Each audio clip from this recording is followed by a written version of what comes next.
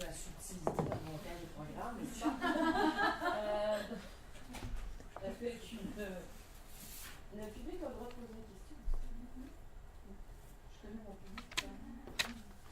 Mais mon public parle déjà. Excusez-moi. Ok, donc Amandine avec une présentation dont le titre est Iconisation de la photographie de reportage, le champignon atomique. Allez-y. Ouais. Bah, vous avez bien fait de me mettre juste derrière Geneviève parce que vraiment il y a des points communs. Alors, Hiroshima, le 6 août 1945. Paul Tibbets, à bord de son bombardier 29, l'Enola Gay, transporte la bombe atomique baptisée Little Boy à destination de la ville d'Hiroshima. À ses côtés, le sergent Georges Caron, armé de son Kodak 20, s'apprête à en photographier l'explosion. À 8h15, la bombe atomique est larguée.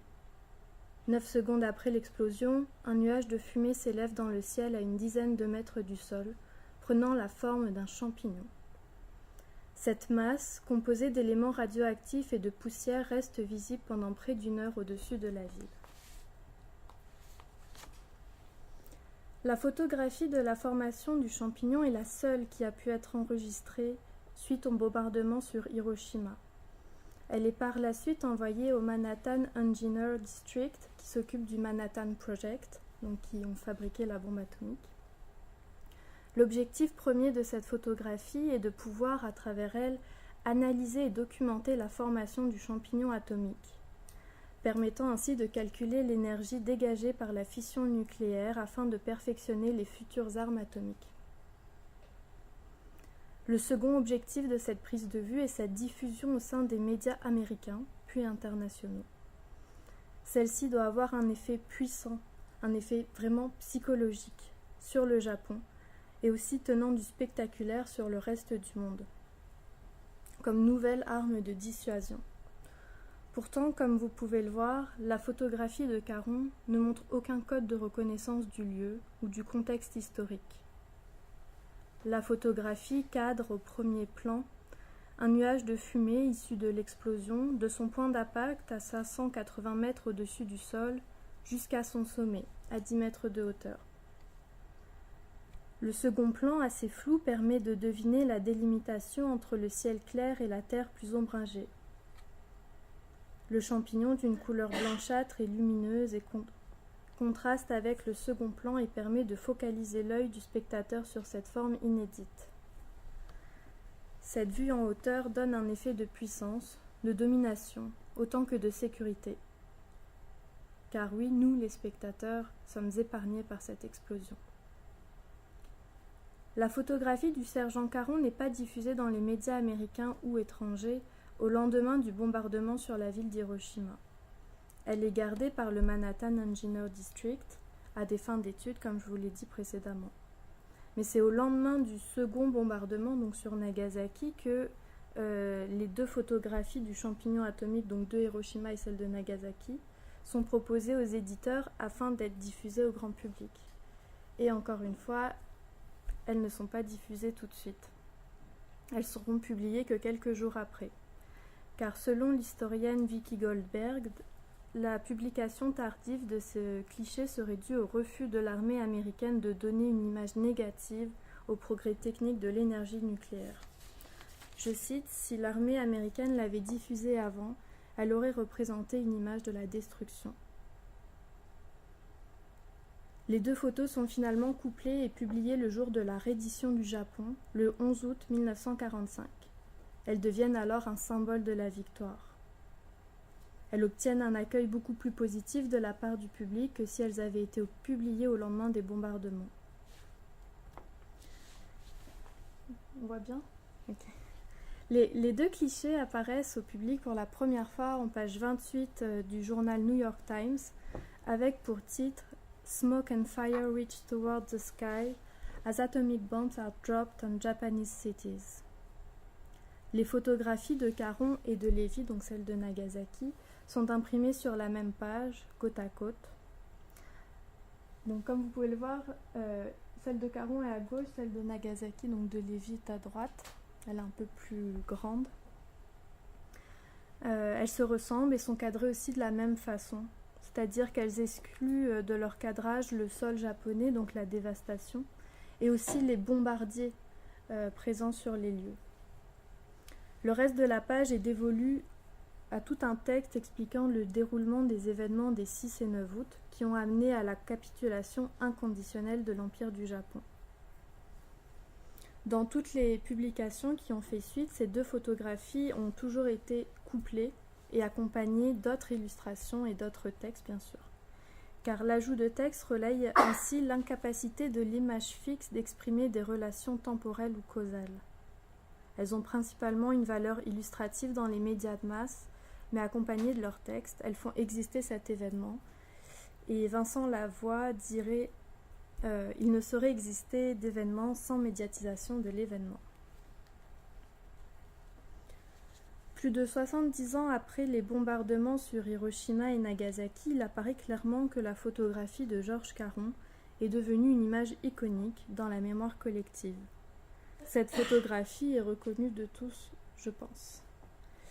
Élue comme l'une des images les plus emblématiques du XXe siècle par Marie-Monique Robin, la photographie a entamé un long processus d'iconisation à l'issue de sa diffusion dans les médias américains puis internationaux. Pourquoi et comment cette seule et unique image offrant peu d'indices contextuels ou narratifs est devenue une icône pour symboliser le bombardement sur Hiroshima ainsi que l'avènement de l'ère atomique? La photographie de Caron a suscité de nombreuses réactions et réponses suite à sa diffusion. Dans un premier temps, elle a suscité pour le peuple américain un sentiment de sécurité, mais aussi de puissance militaire. À l'aube de sa diffusion, comme je vous l'ai dit tout à l'heure, elle est un réel symbole de victoire. La guerre a été remportée grâce aux 2 bombardements sur les villes de Hiroshima et de Nagasaki. Cette image salvatrice du sublime atomique a été rapidement remplacée par la crainte d'une nouvelle ère, pouvant à tout moment faire basculer le monde vers sa propre fin. À elle seule, la photographie a su susciter autant de sentiments positifs que négatifs en 1945. Fierté, beauté, horreur et crainte se sont succédés et cristallisés dans la mémoire collective. Ces sentiments, a priori antagonistes, sont d'autant liés à l'événement que la photographie symbolise. Elle convoque à sa simple vue tout un contexte, une histoire, un lieu et des personnages. Elle évoque tout un pan historique de la fin de la Seconde Guerre mondiale. Les essais et les bombardements atomiques, la victoire des États-Unis et la fin de la guerre mondiale aussi, la reddition et l'occupation du Japon, mais aussi le début de la guerre froide. La mémoire collective convoque des images pour évoquer donc un événement particulier. Et l'image icône a pour particularité de symboliser l'événement dans son entièreté. Elle est le témoin privilégié d'une vérité et d'une réalité qui dépasse les mots. Nous pouvons ainsi dire que les photographies iconiques sont des images devenues logos. Elles assurent une lecture allégorique ou symbolique immédiatement accessible au public. On les retrouve partout, autant dans l'espace public que privé à travers leurs multiples reproductions. Elles en deviennent familières par leur ubiquité, à tel point que les plus célèbres, dont celle de Caron, il n'est plus utile de leur ajouter de légende. Ces images ont été assimilées par le public et se sont pour ainsi dire autonomisées. Dans le domaine du photojournalisme où elles sont la plupart issues, elles deviennent des légendes en images, et André Kunder dira même des stéréotypes visuels élaborés pour faciliter la compréhension d'une signification rendue évidente au risque de l'erreur ou de la tromperie. Et Gunther soulève ici un point important et non négligeable. Les photographies icônes sont des représentations d'un événement. Ça veut dire qu'elles peuvent tromper aussi. L'image du champignon atomique est associée au progrès scientifique et technologique plutôt qu'à l'atrocité de ses effets sur le peuple japonais, ses infrastructures et sa nature.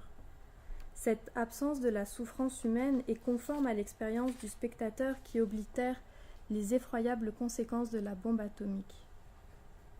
Même si notre connaissance de l'histoire de cette photographie nous rappelle sans cesse les milliers de victimes, nous ne voyons dans cette photographie qu'une prouesse technique. La forme du champignon atomique est incontestablement esthétique, mais elle en vient à nous faire oublier notre propre morale. Les photographes recherchent une certaine esthétisation de la photographie de reportage à travers le cadrage, la lumière, le point de vue, la rhétorique visuelle et parfois même la mise en scène, afin de mieux nous faire accepter l'événement capturé. Si la seule photographie diffusée du bombardement sur Hiroshima était celle des ruines et des corps brûlés et mutilés, l'histoire serait différente. L'image icône incarne de ce fait des abstractions. On ne lui demande pas de capturer l'événement réel, mais de le symboliser, parfois au détriment de sa valeur informative. Afin d'accéder à ce statut d'image iconique que nous lui connaissons aujourd'hui, la photographie de Caron a dû effectuer tout un processus d'iconisation démarré dès sa première diffusion. Nous devons donc revenir ainsi au moment de sa diffusion. Et comme je l'ai soulevé précédemment, la photographie de Caron a été proposée à différents journaux américains afin d'être publiée en une pour symboliser la toute-puissance militaire des États-Unis. Les éditeurs l'ont jugée peu éloquente, peu informative et pas assez totalisante. Dans le processus d'iconisation d'une photographie de presse ou de reportage, le mode de diffusion est pourtant très important, car ce sont les médias qui décident de l'emblématisation ou non d'une image, et c'est cette mise en avant qui sera décisive pour son intégration dans la mémoire collective. Le cliché de Caron semble pourtant avoir été dans une certaine mesure occulté. Il a été relégué dans les pages centrales des journaux, accompagné par d'autres photographies, sans lui donner d'importance notable, noyé dans le flot d'images des bombardements sur Hiroshima et Nagasaki tout aussi connus aujourd'hui. Nous savons qu'à ce choix président des préoccupations de lectorat, de mise en page, de priorité. Or, il me semble qu'à ce stade de la publication, les éditeurs n'ont pas su déceler, ni même mesurer le pouvoir symbolique de cette photographie. Mais alors, comment expliquer que cette photographie, dont la fonction est éphémère, documenter la formation du champignon atomique, devient durable en s'imprimant dans la mémoire collective, tout en se détachant de l'actualité qui l'a provoquée?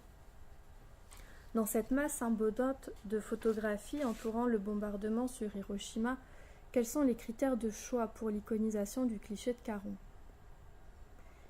Il semblerait que la force de cette photographie réside avant tout dans son symbolisme, son esthétique et sa dramatisation. Je vais revenir à la photo. De par l'abstraction qu'elle représente, la photographie de Caron peut comporter de nombreuses interprétations qui débordent de l'image. Martine Joly dit que l'image iconique déclenche des mots, une pensée, un discours intérieur, en partant de l'image qui en est le support, mais qui s'en détache en même temps. Les éditeurs américains ont ainsi orienté la lecture de cette image en y ajoutant une légende victorieuse, et d'autres images se référant aussi à cet événement. D'autres interprétations ont alors débordé. La photographie de Caron symbolise tout un large pan de l'histoire qui ne se limite pas simplement au bombardement sur Hiroshima. Elle devient un composite d'images qui renvoie aux photos de Nagasaki et d'autres essais nucléaires. Elle endosse un effet dramatique par cet avènement de l'ère atomique et du début de la guerre froide. Son esthétique particulière du sublime atomique est alors inédit pour le public de l'époque. L'image suscite de nombreuses émotions par son effet spectaculaire. L'effet de cette photographie sur le lectorat a donc été mal appréhendé par les éditeurs américains qui ne voyaient en elle qu'une simple illustration du bombardement. À tort ou à raison, cette photographie a malgré tout marqué les esprits et a obtenu une validation collective sans précédent. Les nombreux réemplois qui résultent de cette photographie attestent de l'investissement de l'opinion publique. Élément clé dans le processus d'iconisation de la photographie de presse ou de reportage. L'image du champignon atomique se popularise et en 1947, on dénombre à Manhattan 55 entreprises dont le logo s'inspire de la photo de Caron. Produits ménagers, coupe de cheveux, il y a même à Las Vegas l'élection de Miss Bombe Atomique, dont le buste est recouvert d'un champignon en coton. La photographie devient alors un outil idéologique. Le motif du champignon atomique véhicule une image positive des armes nucléaires. Sa popularité permet de mettre un voile sur la réalité. Cet effet de mode est contrebalancé par l'apparition d'un imaginaire du nucléaire et de l'apocalypse dans la fiction américaine qui se construit à partir de l'image du champignon atomique. Il semblerait en effet que quelques mois après la publication du cliché, les avis commencent à être divergents. De nouvelles photographies, des reportages, des témoignages des survivants commencent à faire surface et partagent l'avis du lectorat. En tant qu'image symbolisant l'avènement d'une nouvelle ère, qu'elle soit victorieuse ou apocalyptique, cette photographie est devenue un motif récurrent dans la culture visuelle américaine. La photographie de Caron n'est plus informative mais argumentative. Et Pierre Nora soutient dans Les lieux de mémoire en 89 que l'histoire est objective, mais la mémoire est quant à elle subjective et sélective. La photographie de Caron dépeint un fragment de l'histoire que les hommes ne cesseront d'interpréter et de réemployer pour servir leur propre idéologie.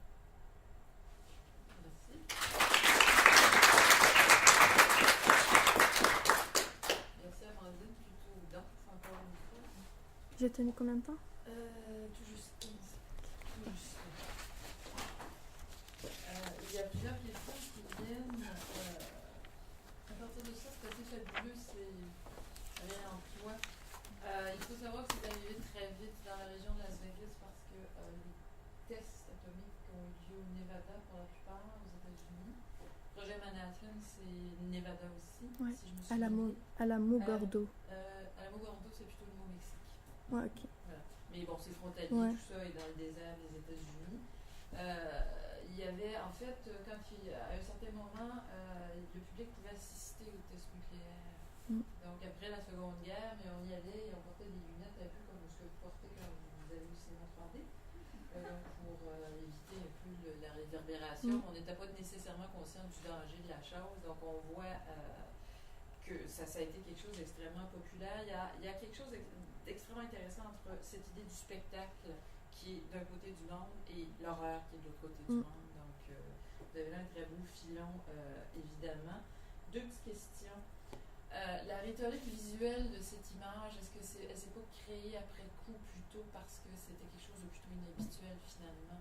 À partir d'un certain moment, on n'a plus besoin de légendes, mais, puis vous l'avez dit, un composite qui se crée. Je pense que toutes les photos de champignons atomiques deviennent une espèce de champignon atomique symbolique. Comme je vous ai déjà dit, moi c'était plutôt l'image des tests aux îles Bikini, qui est l'image qui m'est restée pendant des années. Donc vous avez un composite, vous avez une cascade d'images. Donc cette question de la rhétorique visuelle, à mon avis, s'est construite après, pas dans l'immédiat. Est-ce qu'on est d'accord là-dessus? Oui, mais en fait, c'est peut-être je l'ai mal écrit, mais à un moment, je suis revenue sur l'image en général, l'image iconique, et je parlais en général, les photographies reprennent des rhétoriques visuelles, mais celle de Caron, ça a été la première à montrer le champignon atomique. Non, vous l'avez effectivement dit, ce fameux composite, je pense que c'est extrêmement intéressant comme terme, et on est vraiment dans une logique de cascade d'images. Je vous inviterai à y réfléchir éventuellement parce que ça reste quand même un opérateur extrêmement intéressant. Mais pourtant, si je peux revenir dessus, les tests à Trinity ont été faits, je crois, le 16 juillet 1945. Donc avant Hiroshima, il y avait eu des photos, mais elles sont sorties qu'après celle de Caron. Donc Caron, c'est vraiment la première qui a été diffusée. Ouais. Okay. Dernière chose, Pierre Nora qui commence à nous hanter ce matin.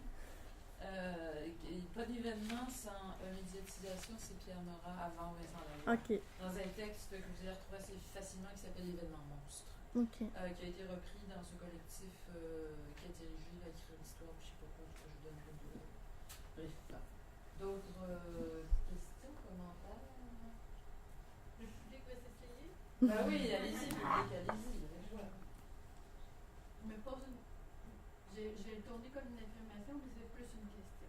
C'est juste parce que j'ai pas eu le temps de réfléchir. Je pensais qu'il y avait d'autres questions. Je me demande à quel point cette image-là n'a pas fait surface après coup, justement parce qu'elle se distinguait des autres images de la Deuxième Guerre mondiale. Et si on avait, par exemple, eu des plans plus rapprochés, ça aurait été impossible de distinguer d'autres formes de bombardement. Puis c'est pas pour ça, en fin de compte, qu'elles ont agi. Je me demande pourquoi tu l'as toi-même isolé, dans le fond, et pas tu nous l'as pas comparé avec d'autres images de bombardement qui existent à l'époque, ou même d'autres images d'Hiroshima, ou même des images qui sont devenues iconiques du côté du Japon, qui sont très différentes de celle-là. J'ai choisi cette photo parce que c'est elle qui ressort dans tous les livres comme image iconique. Par rapport à la Seconde Guerre mondiale, c'est toujours elle qui ressort. Les autres, elles ont toujours servi d'illustration, mais celle de Caron, elle est toujours présente. Dans mon écrit, je fais la comparaison avec celle de Nagasaki parce qu'elles se ressemblent beaucoup et des fois, j'ai déjà vu l'erreur dans des livres où il y avait celle de Nagasaki puis on disait que c'était celle d'Hiroshima. Mais juste là, c'est mon cas, c'était juste cette photo-là. Je sais pas si je réponds à ta question. Je suis pas sûre que votre question était parfaitement claire. Ouais. Dans le fond, je vais essayer d'analyser différemment. Je me demande pourquoi, dans ton oral, tu as choisi d'isoler complètement cette image-là et de ne pas du tout la comparer aux autres images d'Hiroshima qui circulent à ce moment-là et aux autres images de bombardement qui sont très présentes durant cette époque-là et l'époque qui est tout de suite postérieure et où les plans sont plus rapprochés, donc ça ressemble à n'importe quelle image de bombardement en fin de compte. Donc là, vous saisissez ce qui aurait fait ressortir l'esthétique particulière de cette image-là. Je pense que ça pourrait être intéressant, puis ça pourrait justifier qu'elle soit en partie devenue iconique. Parce que il y a beaucoup de bombardements à l'époque, Deuxième Guerre mondiale, guerre du Vietnam. Ces images-là, démembrement, détruits, etc., ont tendance à tous se ressembler, ce qui fait en sorte que des fois c'est difficile de distinguer les événements. Cette image-là, elle a cet avantage-là que, jusqu'à certains points, on ne peut pas la confondre. C'est une image de bombardement atomique. Il n'y a pas eu tant de bombardement atomique que ça, donc elle nous ramène automatiquement à cet événement-là. Il y a un couplage peut-être plus facile qui se produit. C'est un commentaire. Oui. Oui. D'autres commentaires, questions? C'est un petit commentaire qui va dans le même sens. J'ai l'impression, et peut-être que tu pourrais me corriger parce que tu en connais plus que moi là-dessus, mais qu'il y a aussi les implications de l'armée américaine qui ne veut pas promouvoir une image négative, surtout à ce moment-là, après ou à la fin de la Deuxième Guerre mondiale, et qui isole et qui utilise beaucoup cette image-là pour éviter justement les images qui ont des corps démembrés et pour essayer de montrer vraiment plus une force et une victoire que toutes les autres choses qui ont été vécues comme traumatisme par les gens, surtout en Europe pendant la Deuxième Guerre mondiale. Mais ça se voit déjà rien qu'au niveau du cadrage, fallait pas montrer le sol japonais parce que sinon les Américains auraient vu des ruines et là il y a un effet un petit peu peut-être de culpabilisation, alors que là juste en montrant un champignon atomique c'est tellement abstrait un champignon atomique quand on le voit et à la fois on trouve ça beau et on se dit on a gagné la Seconde Guerre mondiale grâce à ça. Que si on montre des corps mutilés, ça va être non, je veux pas la gagner comme ça, moi, la Seconde Guerre. C'est un discours techno-utopiste aussi, de montrer comment c'est merveilleux la technologie puis les bombes atomiques quand réellement ça profite à une minorité de gens. Et puis comme il y avait il y avait la guerre froide qui s'en venait, voilà. C'était le seul pays à avoir la bombe atomique. L'URSS était en train de la développer, donc il fallait vraiment qu'ils montrent qu'ils étaient les premiers à l'avoir, montrer toute leur puissance pour faire peur aux autres. Vous avez raison avec cette techno-utopie parce qu'il y a cette idée qu'il suffit d'un avion, d'une bombe, et c'est tout. Ça rappelle un peu la guerre, comment ils disaient ça, la guerre du Golfe chirurgicale, qui est une profonde foutaise, parce qu'on voyait des images spectaculaires, on ne savait pas ce qui se passait au sol. Et cette différence entre le ciel et le sol en termes de prise d'image est extrêmement importante, vous avez raison. entre les États-Unis et le Japon. Mm. Très juste. Dernière question, Olivia? Je pense qu'on voit même le même type de phénomène avec les drones dans les dernières années où justement c'est tellement impersonnel, c'est une espèce d'objet omniscient, sans pilote, et les images même qui sont tirées des drones, on dirait des jeux vidéo, on ne se rend pas compte de la réalité. Ça donne à cette idée de l'abstraction puis de l'automatisation de l'image parce qu'on choisit un point de vue qui en montre finalement le moins possible. Ça donne à